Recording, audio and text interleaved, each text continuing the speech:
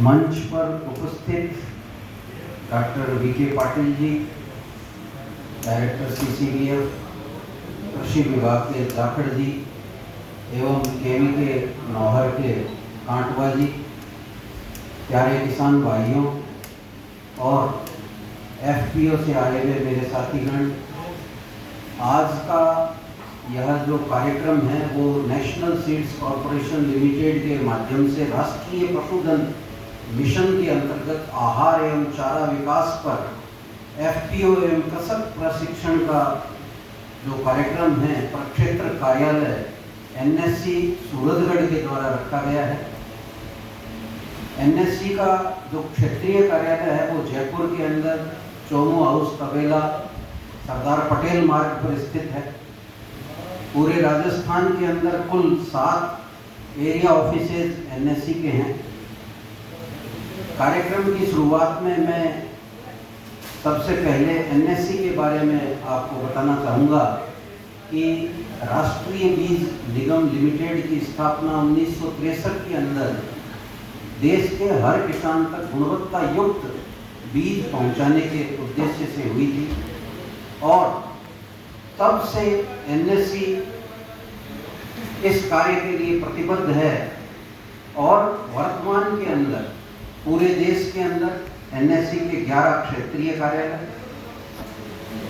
और प्रक्षेत्र कार्यालय, 30 उत्पादन केंद्र, 4 बीज परीक्षण प्रयोगशालाएं, 1 डीएनए फिंगरप्रिंट प्रयोगशाला, वेजिटेबल पैकिंग सेंटर 2 हैं, आगरा के अंदर है और हैदराबाद के अंदर है। इसके अलावा पूरे देश के अंदर एनएससी के लगभग 11,600 पंजीकृत किसान हैं एवं लगभग 3,300 पंजीकृत बीज विक्रेता है। उनके माध्यम से 78 फसलों एवं 567 फसल प्रजातियों पर खाद्यान्न, दलहन, तिलहन, सब्जी, चारा, रेशा इनकी उन्नत प्रजातियां तैयार करके रियायती दरों पर देश के किसानों को उपलब्ध करा रही है। पूरे देश के अंदर 48 एरिया ऑफिसेज हैं। मैं अभी 78 बोल गया था, इसलिए आपकी जानकारी के लिए बता रहा हूं। तो साथियों, सबसे पहले किसान को यह जानना आवश्यक होगा कि बीज का महत्व क्या है। बीज जो है वो कृषि का आधार है, यानी मुख्य आदान भी है। इसका अर्थ यह है कि यदि शुद्ध बीज के स्थान पर अशुद्ध बीज यदि किसान लगा लेता है तो उसको क्या नुकसान होता है। किसान अगर अशुद्ध बीज अपने खेत में लगाता है तो उस पर जो लगने वाले दूसरे आदान है, जैसे सिंचाई है, जैसे फर्टिलाइजर है, जैसे उसमें कृषि रसायन का छिड़काव है, उस पर किसान का खर्चा तो लगेगा एवं शुद्ध बीज के सापेक्ष उसको उपज नहीं मिलेगी और उसकी क्वालिटी नहीं मिलेगी तो किसान को आर्थिक नुकसान होगा। सबसे पहले यह जानना जरूरी है कि शुद्ध बीज क्या होता है। शुद्ध बीज होता है जो आनुवंशिक और भौतिक रूप से शुद्ध हो। अब हो सकता है कि दिखने में कोई बीज किसान को शुद्ध लगे, यानी किसान अपने खेत में लगाए हुए बीज को ही अगले साल उपयोग करे जो उपज प्राप्त हुई है उसको, तो यह जरूरी नहीं है कि वो बीज आनुवंशिक रूप से शुद्ध हो। सरकार के द्वारा बीज को शुद्ध कब माना जाता है, जब वो आनुवंशिक दृष्टि से भी शुद्ध हो, यानी उस बीज के अंदर कीटों घात यानी कीट का नुकसान नहीं होना चाहिए, खरपतवार के बीज नहीं मिले हुए होने चाहिए, उसमें बीजोड़ बीमारियों के बीज सम्मिलित नहीं होने चाहिए। साथ ही जो बीज प्रमाणीकरण संस्था है उसके माध्यम से टैग दिए जाते हैं। मुख्यतया बीज 3 प्रकार के होते हैं, प्रजनक बीज, आधारीय बीज एवं प्रमाणित बीज। हर एक बीज के ऊपर एक टैग होता है, उसका रंग अलग होता है। जैसे प्रजनक बीज के ऊपर गोल्डन येलो कलर का टैग होता है, आधारीय बीज होता है उस पर सफेद रंग का होता है, और जो प्रमाणित बीज है उस पर अजर ब्लू रंग का टैग होता है। और यह तीनों बीज जो मैंने बताए आपको, वो जैसे आधारीय बीज है वो प्रजनक बीज की संपत्ति है, और प्रमाणित बीज जो है वो आधारीय बीज की संपत्ति है। और इन तीनों बीजों का निर्माण जो है बीज प्रमाणीकरण संस्था की देखरेख के अंदर होता है। इसके अलावा दो बीज अलग प्रकार के होते हैं। एक होता है न्यूक्लियस बीज, उसका जो उत्पादन है वो उस प्रजाति के जो प्रजनक होते हैं उनकी देखरेख के अंदर, उन्हीं के संस्थान के अंदर होता है। और एक होता है टीएल या सत्य बीज, उसका निर्माण जो है उत्पादक संस्था के माध्यम से किया जाता है। उसमें प्रमाणीकरण संस्था की देखरेख नहीं होती, लेकिन उस बीज का, उस जो बीज का बैग है उसके ऊपर उत्पादक संस्था का लेबल लगा होता है। और ये जो टैग और लेबल होते हैं उसके ऊपर बीज की जैसे जमाव है और अन्य भौतिक शुद्धता है, उसकी पूरी जानकारी उसके ऊपर लिखी होती है। इसलिए किसान को बीज खरीदने से पहले उस चीज को देखना चाहिए कि इस पर टैग लगा है कि नहीं, बिल अवश्य लेना चाहिए।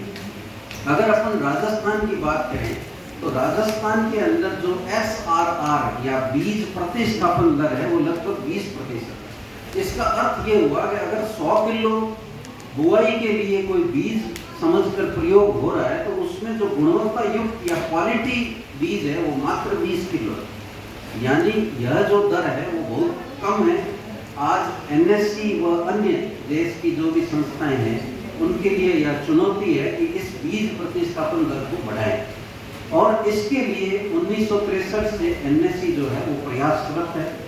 और इसी संदर्भ में जो कृषि एवं किसान कल्याण मंत्रालय, भारत सरकार की विभिन्न योजनाएं हैं, उनके माध्यम से प्रतिवर्ष NSC के द्वारा किसानों को और FPO को बीजों उत्पादन की जानकारी समय समय पर दी जाती है, जिससे इस बीज प्रतिस्थापन दर को बढ़ाया जा सके। साथियों, अब बात आती है कि जो किसान है वो किस प्रकार से गुणवत्ता युक्त बीज का उत्पादन कर सके। तो इसमें मैं ये कहना चाहूँगा कि कोई भी किसान या जो FPO है वो NSC से जुड़कर NSC का प्रति पंजीकृत बीज उत्पादक बन सकता है, पंजीकृत विक्रेता भी बन सकता है। इसके लिए किसान के पास उसकी जो जमीन है, उसके जो दस्तावेज हैं, उनको लेकर पूरे राजस्थान के अंदर जो हमारे 7 एरिया ऑफिसेज हैं और जो हमारी वेबसाइट है www.indiaseeds.com, उसके माध्यम से हमारे से संपर्क करते हुए हमारे से जुड़ सकता है बीजोत्पादन के लिए। और उससे जुड़ने के बाद में जिस सीजन के अंदर वो बीजोत्पादन कार्य करना चाहता है तो हमारे माध्यम से, NSC के माध्यम से उनका पंजीकरण जो है वो बीज प्रमाणीकरण संस्था के माध्यम से करवा के बीजोत्पादन का कार्य जो है वो किसान के खेत के अंदर करवाया जाए। अब बीजोत्पादन के अंदर बीज की 2 अवस्थाएं होती है, एक होती है पुष्पावस्था और एक होती है परिपक्वन अवस्था। उसके अंदर NSC पदाधिकारियों एवं बीज प्रमाणीकरण संस्था के अधिकारियों के द्वारा बीज की फील्ड लेवल पर गुणवत्ता की जांच के लिए निरीक्षण किया जाएगा कि फील्ड लेवल पर क्या यह बीजोत्पादन जो बीज का हो रहा है वो बीज के लायक है या नहीं। अगर उसमें विजातीय पौधे हैं या पर्याप्त आइसोलेशन दूरी नहीं है बीज प्लॉट के 2 प्रजातियों में, तो आपका फील्ड लेवल पर उसको रिजेक्ट किया जाएगा या आपको मौका दिया जाएगा कि इससे विजातीय पौधों को हटाया जाए या इस आइसोलेशन को ठीक किया जाए। अगर किसान के द्वारा, क्योंकि देखिए ये जो बीजोत्पादन का कार्य है ये बहुत ही मेहनत का, जिम्मेदारी का कार्य है। यानी आपके खेत पर जो बीज पैदा होगा वही बीज देश के अन्य किसान भाइयों के पास जाएगा। अगर उसमें शुद्धता आपके द्वारा नहीं रखी जाएगी तो इसका नुकसान जो है वो देश के किसी अन्य किसान को उठाना पड़ेगा। इसके अलावा मैं आपको ये बताना चाहता हूँ कि हमारे जो, जैसा कि आपने वीडियो में देखा था, फार्म के अंदर भी बीज गुणवत्ता का पूर्ण ध्यान रखा जाता है, क्योंकि आधारीय बीज है वो एक प्रमुख बीज होता है और वो फार्मों के अंदर पैदा किया जाता है और उसी से ही जो प्रमाणित बीज है वो देश के अन्य किसानों तक जाता है, इसलिए उसकी शुद्धता का, गुणवत्ता का ध्यान पूरा रखा जाता है। अब मैं दो प्रकार की आपको बातें बताना चाहता हूँ बीज गुणवत्ता युक्त बीजोत्पादन के बारे में। पहली है उन्नत और वैज्ञानिक सस्य वैज्ञानिक क्रियाएं जो कि बीजोत्पादन में ध्यान रखनी चाहिए। दूसरा मैं आपको बताऊंगा कि क्वालिटी कंट्रोल यानी गुणवत्ता नियंत्रण के लिए बीजोत्पादन में क्या बातों का ध्यान रखना चाहिए। अब जो उन्नत सस्य वैज्ञानिक क्रियाएं हैं उसमें सबसे पहले जो किसान एनएससी से जुड़ गया है वो बीजोत्पादन के लिए अपने बीज के लिए हमारे पास आया, हमने उसको उन्नत प्रजाति का बीजोत्पादन के लिए बीज दे दिया। तो वो जो खेत का चयन करता है उसमें ये ध्यान रखना है कि उस खेत का जो मिट्टी का टेस्ट, जैसा कि अपने जाखड़ जी ने बताया कि मिट्टी का टेस्ट अवश्य करें।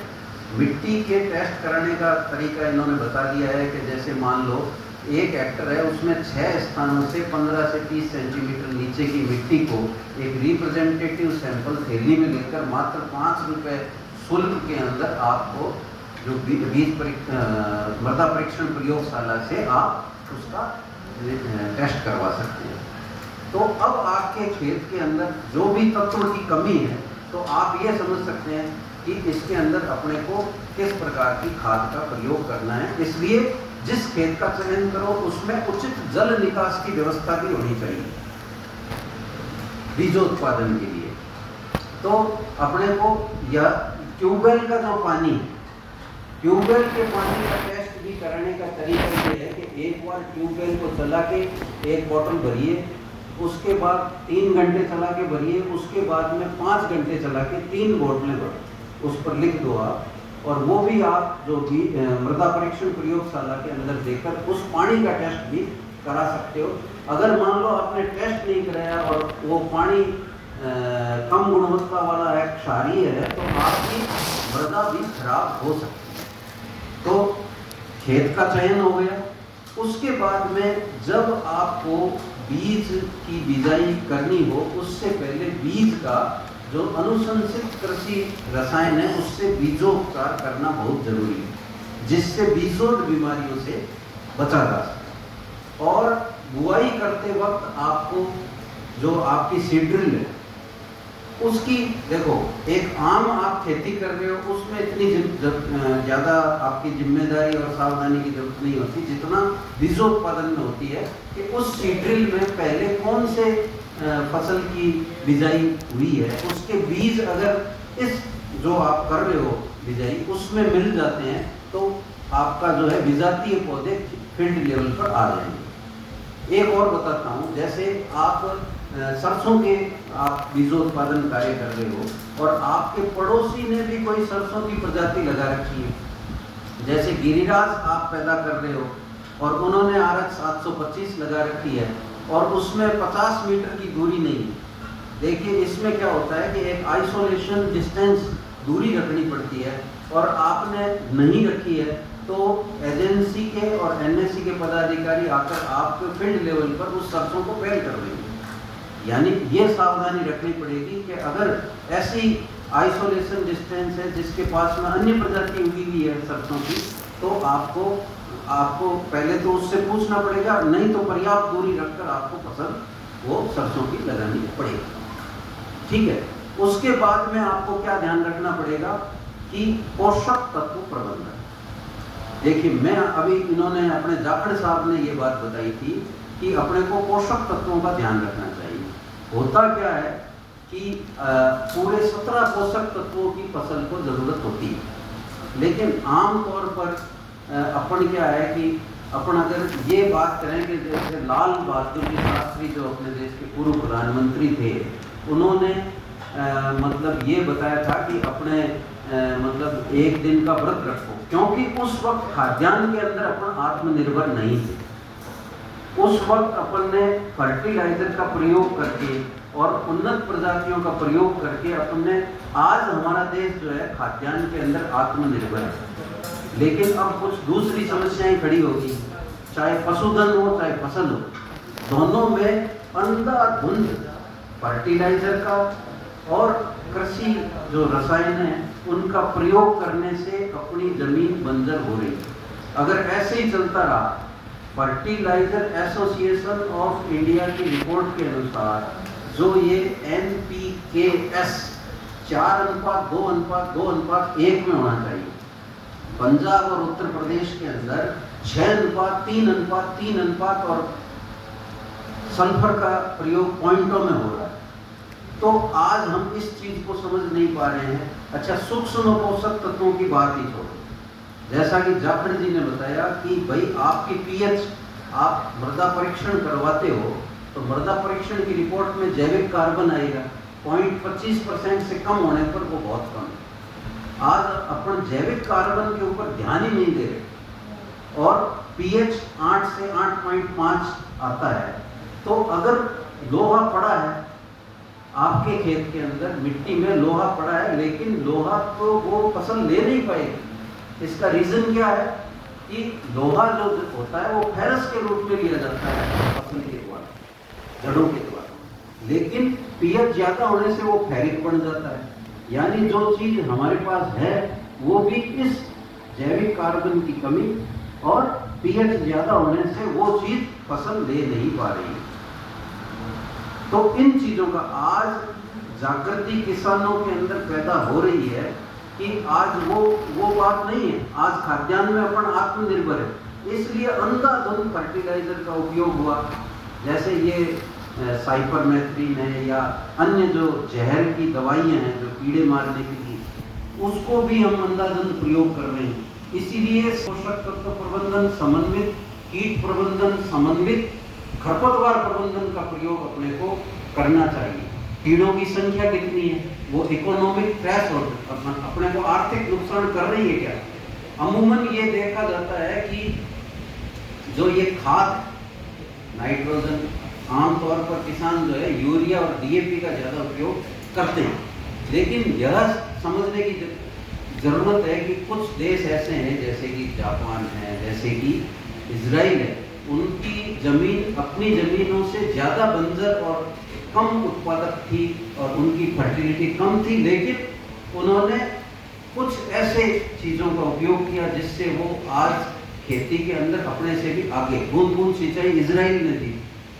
तो हमें इन चीजों का ध्यान रखना चाहिए। जैसे कुछ ऐसे काम होते हैं जिनके ऊपर खर्चा नहीं लगता, लेकिन वो करने से लागत कम और आर्थिक उपज ज्यादा आती है। जैसे मैं बताऊं, आप सही समय पर बिजाई करना, इसमें कोई खर्चा लग रहा है? नहीं लगता।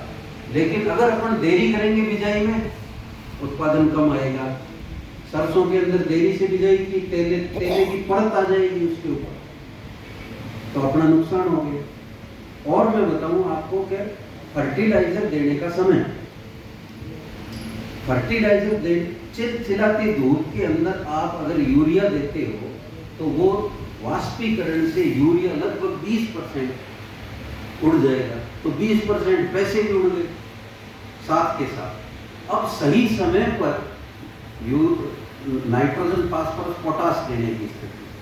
होता क्या है कि जैसे मान लो वेजिटेटिव ग्रोथ बढ़ाने के लिए यूरिया यानी नाइट्रोजन, 46% नाइट्रोजन होता है यूरिया में, तो वो अगर अपन वानस्पतिक अवस्था के बाद में देते हैं तो क्या होगा? ना तो वानस्पतिक वृद्धि हुई, फसल अपनी कोमल पड़ी, उससे चूसने वाले कीड़े पैदा हुए। चूसने वाले कीड़े पैदा क्या करते हैं? वेक्टर, वायरस से इसके वेक्टर होते हैं, इसलिए वायरस पैदा हो गया। वायरस का कोई इलाज नहीं, कोरोना वायरस था, उसका कोई इलाज नहीं था, तो ना फसल में कोई इलाज है। यही कहते हैं वैज्ञानिक, किसी से पूछोगे इसको पौधे को उखाड़ कर बात करें, वायरस का कोई इलाज नहीं। या फिर ये कह देंगे चूसने वाले कीड़ों को मारो। तो ये अपने को ध्यान रखना पड़ेगा।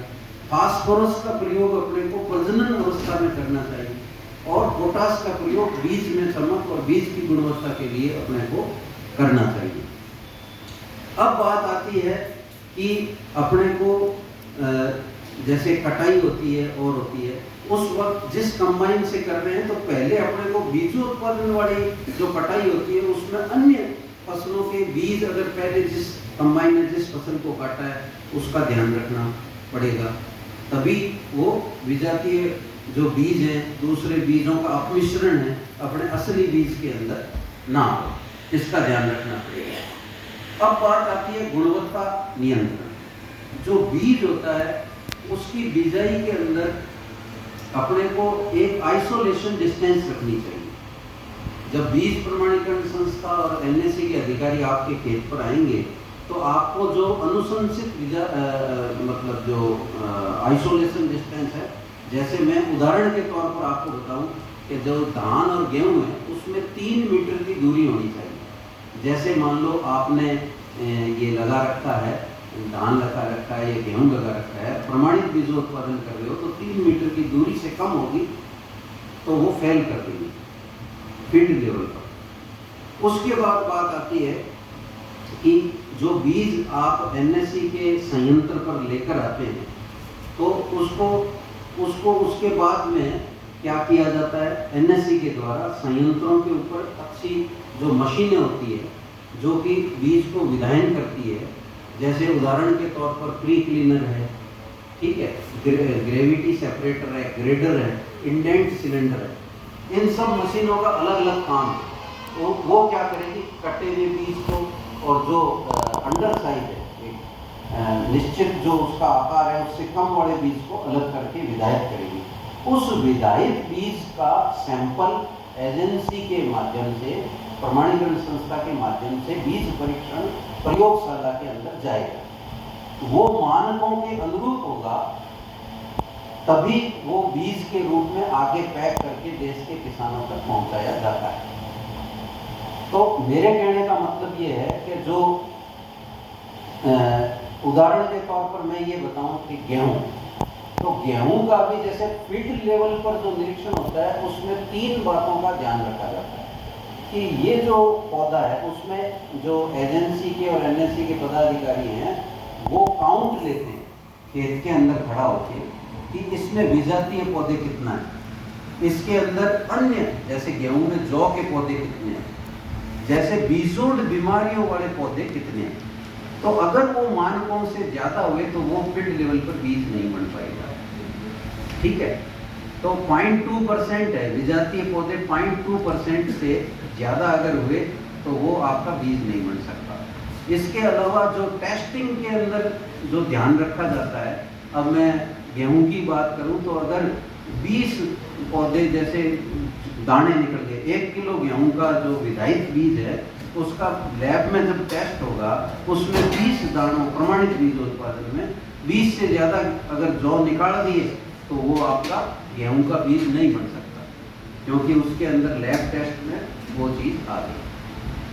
आपत्तिजनक खरपतवार अगर 1 किलो में 5 से ज्यादा आ गए, 5 दानों से ज्यादा, तो वो आपका बीज नहीं बन सकता। तो कितनी कड़ी इसकी मतलब जांच के बाद में बीज बनाया जाता है। इसीलिए बनाया जाता है जो मैंने पहले बताया था कि आनुवंशिक और भौतिक रूप से शुद्ध। जो दिखने में तो कई किसान कह रहे हैं बहुत बढ़िया दिख रहा है, अरे बढ़िया तो दिख रहा है, लेकिन इसमें आनुवंशिक तौर पर जो जांच हुई है, ग्रो आउट टेस्ट होता है, ग्रो आउट टेस्ट होता है, उसके अंदर ये पता चलता है कि भाई दिखने में तो अच्छा है, आनुवंशिक गुण इसमें कैसे, क्या ये वास्तव में। अब जैसे बीजोत्पादन के अंदर जो बीज बनाया जा रहा है उनकी जानकारी मैं दे देता हूँ। जैसे फार्मों पर भी हो रहा है, या आप जैसे प्रगतिशील किसान भी अपने खेत में एनएससी के माध्यम से जो बीजोत्पादन कर रहे हैं, नई प्रजातियों का कर रहे हैं। जैसे धान के अंदर IR 64 DRT1 या DRR 48 है। ये जैसे IR 64 DRT1 जो है ये एक नई प्रजाति है। इसमें क्या है कि जीन मॉडिफाइड क्रॉप है। इसमें DRT1 नाम का जीन ड्रॉट रेजिस्टेंट यानी सूखाग्रस्त क्षेत्र के अंदर कम पानी है, मान लो उसमें धान उगा रहे हैं तो ये IR 64 DRT1 लगेगा। गेहूं और जो अनुसंधान केंद्र जो करनाल है उसकी वैरायटी है गेहूं की DPW 303, DPW 187, कर्ण वंदना जिसका नाम है DPW 187, कर्ण वैष्णवी है, उसका उत्पादन हो रहा है। सब्जियों के अंदर हमारे फार्मों में या एनएससी के प्रगतिशील किसानों के यहाँ पर काशी लोहित जो मूली है, लाल रंग की मूली है, उसका उत्पादन हो रहा है। काशी अंश सफ़ेद रंग की मूड़ी है, उसका उत्पादन हो रहा है, बीजोत्पादन हो रहा है। पूसा रुधिरा गाजर के बीज का उत्पादन हो रहा है। मूंग के अंदर IIPR कानपुर की वैरायटियाँ हैं, ये अपना सिखा है, विराट है, उसका उत्पादन हो रहा है। HG 2-20 ग्वार की जो वैरायटी है उसका उत्पादन हो रहा है। और इस क्षेत्र के अंदर जो सोरगम यानी ज्वार है, उसकी ये अनंत वैरायटी है, इसका उत्पादन, जिसने पूरे एरिया के किसान जो है इससे लाभान्वित हो रहे हैं। और ये जो वैरायटी है NSC के द्वारा संवर्धित की हुई है। हमारा जो रायचूर फार्म है कर्नाटक के अंदर, NSC का केंद्रीय राज्य फार्म रायचूर NSC का है, वहाँ पर ये संवर्धित की हुई है, जो यहाँ राजस्थान के अंदर सप्लाई की गई है। उसकी क्या विशेषता है कि इसमें प्रोटीन की मात्रा ज़्यादा होती है, और जो HCN होता है, जो सोरगम इंजरी जिसमें आती है, वो मात्रा कम होती है इसके अंदर। और इसकी एक साल के अंदर 8 से 9 कटाई ले सकते हैं। तो ये बताइए कि ऐसी प्रजातियां जो है वो अपन ये यहाँ पर फार्मर्स को NSC के द्वारा दी जा रही है। और इस प्रोटीन का ज़्यादा होने से और इसका जो सुपाच्य होता है, इजीली डाइजेस्टिव होता है, तो पशुओं के अंदर यह काफ़ी प्रचलित प्रजाति है। तो इसका आप 3 से 4 किलो बीज 1 एकड़ के अंदर प्रयोग कर सकते हैं। पहली कटाई जो है बुआई के 50 दिन बाद में कर लो, फिर उसके 30 दिन या 45 दिन के ऊपर दूसरी कटाइयाँ करते रहो। और इसका जो बीज है वो लगभग 450-500 रुपये किलो के अंदर उपलब्ध है। तो ऐसी जो प्रजाति है, इसका चारा आप लगाते हो तो जो पशुओं हैं उनमें दूध भी बढ़ेगा। तो आज का ये जो कार्यक्रम जो है राष्ट्रीय पशुधन मिशन योजना जो है कृषि एवं किसान कल्याण मंत्रालय भारत सरकार की, उसके द्वारा आयोजित किया जा रहा है।